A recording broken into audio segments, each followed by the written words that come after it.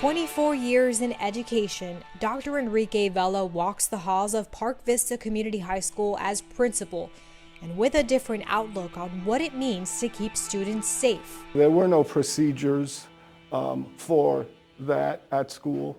There was no preparation. Dr. Vela says September 11, 2001 feels like it was just yesterday. It's hard to believe that it's been 20 years. And every anniversary, wherever he is, mentally, he's back in Queens teaching a kindergarten class. I vividly remember one of my colleagues knocking on the door, calling me over to the door and trying to be as discreet as possible. And at the time, she didn't even have all the accurate information. She just whispered to me, "The Pentagon and the World Trade Center have just been bombed," and then walked away. And then I turned around and I had a class full of 5-year-old youngsters looking at me. Soon, parents started pulling their children out from school, teachers leaving the school, he says, to pick up their own kids.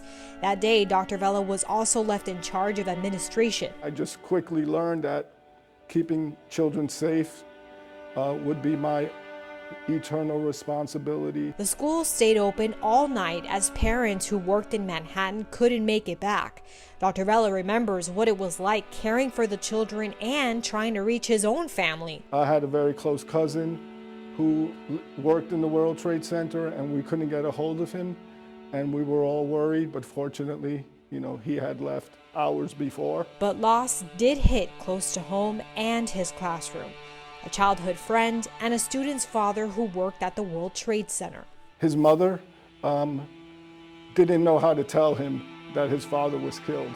And months later, she actually asked me, and so I was the one who broke the news to little Kevin in my class of what actually happened to his father months later. Dr. Vela learned how much parents trust their child's teachers. If that didn't prove it, I don't know what else would. His first year as principal of Park Vista Community High School, Dr. Vela is keeping a 9/11 tradition alive by going to several classrooms and speaking to his students about the importance of remembering 9/11. I've kind of made a commitment that every single year, wherever I am, whatever school I'm at, I'm going to share the story of 9/11 with children so that it's never forgotten. A day and a lesson to remember. Just like it was on 9/11, his #1 priority years later, every day, is to keep his students safe. Michelle Quesada, WPTV, News Channel 5.